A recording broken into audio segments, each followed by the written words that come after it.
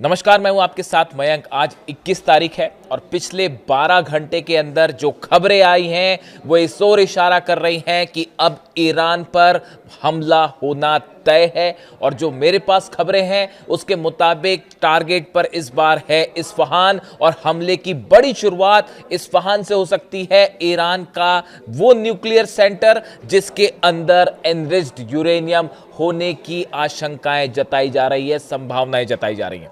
देखिए, 3 बैठक हुई। मैं आपको आज विस्तार से 2-3 मुद्दों पर बात करूंगा, लेकिन पहले 3 ऐसी बैठकें हुई हैं पिछले 12 घंटे के अंदर जिसपे ईरान पर हमले का प्लान तैयार हो चुका है। सबसे बड़ी बैठक हुई है ब्रैड कूपर और जनरल डैन केन के बीच। ब्रैड कूपर जो कि सेंटकॉम के चीफ है, जो हमले करती है यूनिट ईरान के ऊपर हमले करती है जो अमेरिकी सेना, सेंटकॉम जो है उसके चीफ, और दूसरे डैन केन जो chief of joint of staff है अमेरिका के। इन दोनों के बीच बैठक हुई है और हमले का प्लान लॉक कर दिया गया है कि कहां कहां हमले होने हैं। खार्ग आइलैंड पर, केशम आइलैंड पर कैसे हमले होंगे, इस्फहान पर कैसे हमले होंगे, क्या ग्राउंड ऑपरेशन होगा नहीं होगा, ये प्लान तैयार है। इसके अलावा दूसरी बड़ी बैठक होती है अमेरिका और इजराइल के अधिकारियों के बीच। इसमें नेतन्याहू भी शामिल थे और बड़ा प्लान तैयार हुआ कि इजराइल कैसे हमले करेगा, अमेरिका कहां से हमले करेगा, इसको लेकर प्लान तैयार हुआ। उसके बाद तीसरी बैठक होती है नेतन्याहू की अपने आर्मी के ऑफिसर्स के साथ, जिसमें यह प्लान तैयार किया गया है कि अमेरिका किस तरह से स्ट्राइक करेगा। और अब यह तय है, जो खुफिया एजेंसी जिस ओर इशारा कर रही है कि ईरान पर हमला अब तय हो चुका है। लेकिन इस बीच 2 बड़ी खबरें। देखिए, आखिर इतना वक्त क्यों लगाया अमेरिका ने ईरान पर हमला करने को लेकर, एक बहुत बड़ा खुलासा हुआ है। जब ये जंग हुई, करीब 40 दिनों तक ये जंग चली सीज फायर के पहले, उस दौरान लगातार इस तरह की खबरें आई कि ईरान ने जो है वो अमेरिका के कई जेट्स गिरा दिए हैं। खबरें आ रही थी कि अमेरिका के 10 जेट गिरे हैं। फिर उसके बाद खबरें आई कि अमेरिका के 13-14 जेट्स गिर गए हैं। अमेरिका के अखबार, यूरोप के अखबार, हिंदुस्तान का मीडिया इस तरह के दावे कर रहा था कि 10 से 12 अमेरिका के जेट गिरे हैं। उस जंग के बीच में एकमात्र हिंदुस्तान का ये पॉडकास्ट चैनल, मैंने ये दावा किया था कि 25 से 30 अमेरिका के जेट तबाह हो गए हैं। आप मेरा वीडियो उठा के देख लीजिए। मैंने डंके की चोट पर यह दावा किया था कि अभी आप 25 से 30 गिरने की बात है, लेकिन जब ये जंग खत्म होगी उसके बाद जो आंकड़े आएंगे उसको सुनकर आप हैरान रह जाएंगे। और कल अमेरिका की कांग्रेस, मैं अब किसी एजेंसी की बात नहीं कर रहा हूं, अमेरिका की संसद की एक फैक्ट फाइंडिंग कमिटी जो थी, जो रिसर्च कर रही थी, उसने ये बात कही है कि अमेरिका के 42 जेट, 42 जेट्स ईरान ने तबाह किए हैं इस जंग के बीच। ये दावा अमेरिका की संसद की वो कमेटी जो है वो कर रही है। रिसर्च सर्विस रिपोर्ट जो है उसमें आई है। देखिए खबर क्या है, देखिए, US congressional research service report acknowledged that 42 American aircrafts were destroyed और damaged during the war on Iran. America की संसद की जो कमेटी है, रिसर्च सर्विस रिपोर्ट जो दे रही है, इसमें यह दावा कर रही है कि 42 जेट अमेरिका के जो है वो हिट किए ईरान ने, और एक्चुअल नंबर इससे भी ज्यादा हो सकता है। मैंने आपको कहा था, देखिए बड़ी सारी चीजें ऐसी होती हैं, जब आप जंग में किसी चीज का एनालिसिस करते हैं तो आपको बहुत सारी चीजों का डेटा अपने पास रखना पड़ता है। रडार्स पर कितने प्लेन फ्लाई किए हैं, कौन से सेंटर से फाइटर जेट टेक ऑफ कर रहे हैं, F-16 कहां से टेक ऑफ कर रहा है, F-35 कहां से टेक ऑफ कर रहा है, किस जगह पर ईरान के अटैक्स ज़्यादा हैं, कौन से बेसिस पर जो है अटैक, ये सब एनालिसिस करने के बाद इस तरह के जो दावे हैं मैंने रखे थे अपने पॉडकास्ट में कि 25 से 30 जेट ऑलरेडी हिट हो चुके हैं अमेरिका की, और ये संख्या बढ़ सकती है। और ये इस बात की मुहर है, अमेरिका खुद इस बात को मुहर लगा रहा है। बड़े सारे लोगों ने सवाल उठाए मुझ पर कि आप जो बात कह रहे हैं ये आप एग्जेजरेशन कर रहे हैं, बड़ा चढ़ा के आप बता रहे हैं, अमेरिका इतना पावरफुल देश है और ईरान कैसे उसे हरा सकता है, इतना नुकसान कैसे पहुंचा सकता है, आरजीसी के दावे गलत है, इस तरह के तमाम आरोप मेरे पर लगे। लेकिन आज अमेरिका की संसद की ये कमेटी कह रही है कि 42 जेट हिट हुए। खबर एक बार फिर सच साबित हुई। जब ये जंग शुरू हुई थी तब भी ये सवाल उठते थे कि आप जो है ईरान को बढ़ा चढ़ा के दिखा रहे हैं, आप ईरान कैसे मुकाबला करेगा अमेरिका। मैंने तब भी कहा था, बार बार मैं ये बात रिपीट कर रहा हूं कि शाहिद ड्रोन और ईरान की मिसाइल्स बेहद घातक साबित होंगी, और देखिए वही हुआ। और अब ये एक और दावा साबित हुआ है 42 अमेरिकन जेट्स का। दूसरी बड़ी खबर, ये तो अभी अभी की बात है, ज्यादा पुरानी नहीं है। यूएई के न्यूक्लियर सेंटर पर, न्यूक्लियर प्लांट पर अबू धाबी में हमला होता है। इस हमले के बाद अगले दिन मैंने आपको वीडियो बनाया था, आपको याद भी होगा, अभी 2-3 दिन पुरानी ही बात है। मैंने वीडियो बनाया था, मैंने आपको ये कहा था कि ये हमला किसकी तरफ से हुआ है ये साफ नहीं है, ये फॉल्स फ्लैग ऑपरेशन हो सकता है। जो रडार्स बता रहे थे, जो चाइना से खबरें थी, सोर्सेस से बड़ी सारी चीजें होती हैं जो आपको एनालाइज करनी होती है। जो रशिया और चाइना के सैटेलाइट्स जो बात बता रहे थे, वो ये कह रहे थे कि सऊदी अरब का एयर स्पेस ट्रैवल करके ये ड्रोन्स आए थे जिन्होंने अबू धाबी में न्यूक्लियर प्लांट पर हमला किया। और अब ये बात निकल के सामने आ रही है, इस तरह के दावे ईरान कर रहा है कि ये हमले इजराइल ने करवाए थे। इजराइल ने यूएई में अबू धाबी में न्यूक्लियर प्लांट पर हमला नेतन्याहू के कहने पर करवाया गया। इजराइल ने ड्रोन भेज के हमले करवाए गए। इराक में 2 सीक्रेट बेसेस हैं इजराइल के, इस तरह की खबरें हैं। और वहां से ये जेट्स ने ये ड्रोन्स ने टेक ऑफ किया था। जो 3 ड्रोन आए थे, 2 को यूएई ने मार गिराया, तीसरा अबू धाबी में उस जनरेटर पर गिर गया जो न्यूक्लियर प्लांट का था। और मकसद यह था कि ईरान और यूएई के बीच हालात खराब हो जाएं। यह कोशिश थी इजराइल की। इस तरह की बात ईरान ने अपने नई रिपोर्ट में कही है, जो कि सैटेलाइट से इमेजेस आई हैं उसके आधार पर। देखिए, मैंने वीडियो बनाया था, आपको मैंने यही सवाल उठाए थे कि आखिर ड्रोन आया। ये बहुत आसान होता है कि कहीं पे भी किसी भी अरब देश पर हमला हुआ, उसके बाद आपने दावे कर दिए। भाई, ईरान ने कोई क्लेम नहीं किया, आईआरजीसी की तरह आपको पैटर्न भी समझना पड़ेगा। ईरान की तरफ से जब भी जो भी हमले हुए, ईरान की सेना उसको क्लेम करती है कि हाँ, हमने अमेरिकी शिप पर हमला किया, हाँ, हमने जो है अमेरिकी एयरप्लेन को गिरा दिया। इस तरह के दावे ईरान की सेना अपनी तरफ से करती है। लेकिन यूएई पर जब हमला होता है, न्यूक्लियर सेंटर पर जब हमला हुआ, न्यूक्लियर प्लांट के बीच, एक तो अचानक से बीच में हमला हो गया, कुछ इस तरह की कोई घटनाक्रम तो था नहीं, लेकिन वो हमला हो जाता है। उसके बाद आईआरजीसी की तरफ से कोई बयान नहीं आया, यहां तक कि यूएई ने भी कुछ नहीं कहा कि ये ईरान ने हमला किया या नहीं किया। इस तरह की खबरें आ रही थी कि हूती ने करा दिया होगा हमला, इस तरह की खबरें चल रही थी। लेकिन देखिए, कोई भी चीज़ छुपती नहीं है। सैटेलाइट्स जो है चाइना के भी, रशिया के भी, वो एक एक चप्पे चप्पे पे मिडिल ईस्ट पे है, और हर चीज़ जो निकल के सामने आ जाती है। और अब जो बताया जाता है कि इसको समझने के बाद जो चीज़ें निकल के आई कि ये हमला इजराइल की तरफ से करवाया गया था, ऐसा दावा ईरान कर रहा है। देखिए, इंटरेस्टिंग बात देखिए। और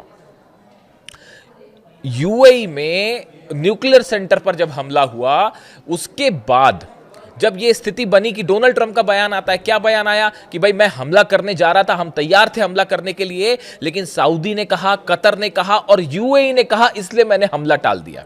अब आप खुद सोचिए, अगर यूएई के न्यूक्लियर पावर प्लांट पर ईरान ने हमला करवाया होता, तो यूएई अमेरिका को हमला करने कहता या रोकने कहता? लेकिन यूएई की तरफ से बताया जाता है कि हमला रोकने के लिए कहा गया अमेरिका को। वजह यह थी कि यूएई के पास भी यह सबूत थे कि यह हमला ईरान ने नहीं किया और यह फॉल्स फ्लैग ऑपरेशन था। मैंने अपने वीडियो में मैंने आपको बात बताई थी कि अरब देशों को ईरान से भिड़ा के इस पूरे इलाके में अपना प्रभुत्व जमाने की कोशिश हो रही है, और कौन कहां कैसे हमला कर रहा है इसके बारे में कोई साफ रिपोर्ट सब तक सामने नहीं आई। आप विश्वास मत कीजिए। और देखिए, वही बात निकल के सामने आ रही है। दूसरा बड़ा दावा जो है वो सही साबित हो रहा है कि फॉल्स फ्लैग ऑपरेशन था। अब देखिए, तीसरी बड़ी बात, ये जो हमले बार बार जो खबर आ रही है कि हमले जो हैं होने जा रहे थे, लेकिन इतना टाइम डोनाल्ड ट्रंप ने क्यों लिया? इसकी बहुत बड़ी वजह है ये जो 42 एयरक्राफ्ट गिरे हैं अमेरिका के या हिट किए ईरान ने।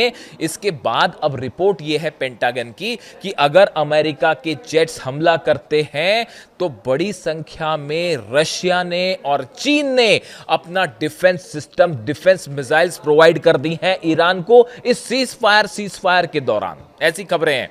और ईरान ने अमेरिकन जेट्स का एक एक मूवमेंट जो है वो समझने की कोशिश की कि अमेरिकी जेट जब हमला करते हैं तो वो कहां से टेक ऑफ करते हैं, कितना मिनट लेते हैं हमला करने में, उनमें हवा में रिफ्यूलिंग कब की जाती है, कितने समय तक फ्यूल अवेलेबल होता है, रिफ्यूलिंग कैसे होती है, कौन से जेट रिफ्यूलिंग करते हैं, जो जेट रिफ्यूलिंग करते हैं KC-135 वो कहां से उड़ते हैं, इन्हें राउंड अबाउट लेने में कितना टाइम लगता है। एक एक चीज की जानकारी ईरान के पास है और पेंटागन को यह पता है कि अगर अब की बार हमला होता है तो हो सकता है ये 42 इस बार गिरे, अगली बार 100 से ज्यादा अमेरिकन प्लेन्स गिर जाएं। बिल्कुल आश्चर्य की बात नहीं होगी। एक एक चीज की ईरान ने एनालिसिस करके बैठा। ईरान की अगर हमला होता है तो कैसे अमेरिकन जेट्स गिराए जाएं, और इसकी हरी झंडी जानते हैं आप कहां से आई है? बीजिंग से आई है। देश के दो शक्तिशाली नेताओं की बैठक होती है, पुतिन और जिनपिंग की। उसमें विस्तार से बात हुई है कि कैसे अगर अमेरिका ने हमले किया है तो अगर हमला करता है अमेरिका तो कैसे इस बार डोनाल्ड ट्रंप की एयरफोर्स को तबाह करना है। इसका प्लान बीजिंग में तैयार हो चुका है। देखिए, मेरे पास कोई सोर्स नहीं है इस बात को प्रूफ करने का। मुस्तफा खामेनी की बताया यह जाता है कि पुतिन और जिनपिंग ने इस मीटिंग के बीच में मुस्तफा खामेनी को फोन लगाया गया और यह तय किया गया है कि आगे क्या करना है। संभवतः एक खबर बाहर आएगी तो उसके बारे में हम डिटेल में ऑथेंटिक जैसी ये खबर सामने आ जाएगी तो बात करेंगे। मैं रिपीट करता हूं आपको, पुतिन और जिनपिंग की मुलाकात के बीच ऐसी खबरें हैं कुछ खुफिया सोर्सेस से, मुस्तफा खामेनी को ईरान फोन लगाया गया, सुप्रीम लीडर को, और उनको बताया गया कि अगर हमला होता है तो क्या किया जा सकता है। कल मुस्तफा खामेनी का बयान आया है कि या तो हम शहीद होंगे या हम जीतेंगे, हम सरेंडर नहीं करेंगे। और ये पुतिन और जिनपिंग के बयानों के बाद आया है। आप जिनपिंग और पुतिन के बयान देखिए कि वो क्या कह रहे हैं। पुतिन का बयान ये आ रहा है, उन्होंने इस बात को साफ कर दिया है। देखिए, यूरेनियम को लेकर बातचीत कर दी गई है, जो ऑप्शन है वो सामने रख दिया गया है और ये डेड एंड है, आखिरी ऑप्शन है बस, कि अगर यूरेनियम रूस को दे दिया जाए, शायद हो सकता है ईरान इसके लिए तैयार हो जाए। लेकिन सवाल यह है कि क्या ट्रंप तैयार होंगे? न्यूक्लियर मुद्दे को लेकर ईरान और अमेरिका के बीच किसी तरह की कोई बातचीत अभी आगे बढ़ती नहीं दिख रही।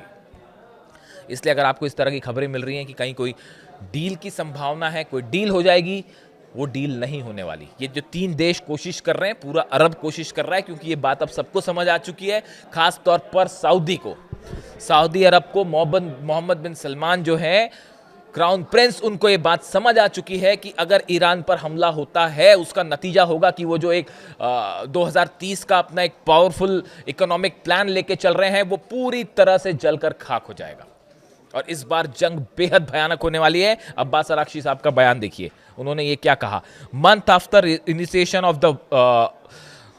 after initiation of war on Iran, US Congress acknowledges loss of dozens of aircraft worth billions. Our powerful armed forces are confirmed as first to strike down a touted F-35. Abbas Araghchi साहब ने कहा कि भैया हमारी जो सेना है उसने पहली बार जो F-35 जिसके बड़े गुणगान गाए जाते थे, हमने पहला F-35 डाउन किया है और ये ईरान की सेना ने कर दिखाया।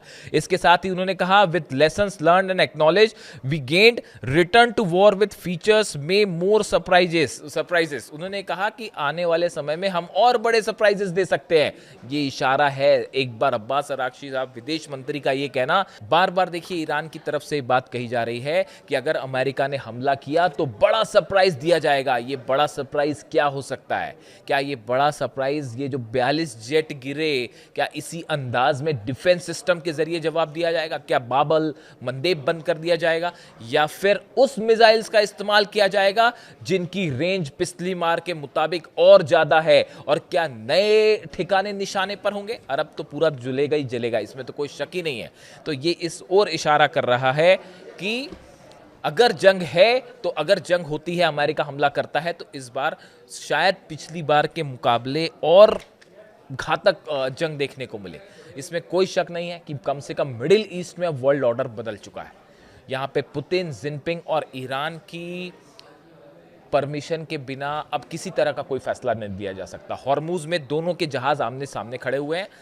ईरान ने ऐलान कर दिया है कि पूरे हॉर्मूज पर अब हमारा अधिकार होगा। पहले तो हमने छोड़ रखा था, यहाँ से इंटरनेशनल एरिया छोड़ रखा था जहाँ से जहाज़ निकल रहे थे, लेकिन अब यहाँ से कोई भी जहाज़ हमारे नियमों के मुताबिक ही क्रॉस होगा और जैसा ईरान की सेना चाह रही है उसके मुताबिक ही क्रॉस होगा। बात नंबर 1। बात नंबर 2, जेडी वेंस का एक बयान आया है। जेडी वेंस ये कह रहे हैं कि अगर ईरान के पास परमाणु बम आ गया तो और देश भी परमाणु बम बना लेंगे। जैसे सऊदी अरब कहता है कि अगर ईरान ने किसी तरह का कोई एक्सप्लोजन किया तो हम भी फौरन करेंगे। यानी हकीकत यह है कि पूरे मिडिल ईस्ट में इस समय एक तरफ डोनाल्ड ट्रंप है और इजराइल है और दूसरी तरफ अरब देश हैं जो कि हमला करने के पक्ष में नहीं है, और तीसरी तरफ जो है ईरान है, रूस है और जिनपिंग है। और इन तीनों का पलड़ा बहुत भारी है इस समय, और किसी भी तरह का हमला डोनाल्ड ट्रंप के लिए बड़ा नुकसानदेह साबित हो सकता है, खासकर उनके मिड टर्म पोल्स के लिए जिसमें उनकी हार तय मानी जा रही है। कल तो ये प्रस्ताव भी उनके खिलाफ जो है पास हो गया सीनेट में, और कई रिपब्लिकन सांसद जो है उन्होंने अगेंस्ट जाके वोटिंग दे दी, जो कि लिमिट करते हैं अमेरिका के राष्ट्रपति के अधिकारों को। यानी कुल मिला के हालात ये हैं कि एक तरफ जंग की बड़ी तैयारी पूरी हो चुकी है और इंतज़ार सिर्फ इस बात का है कि क्या आखिरी वक्त में किसी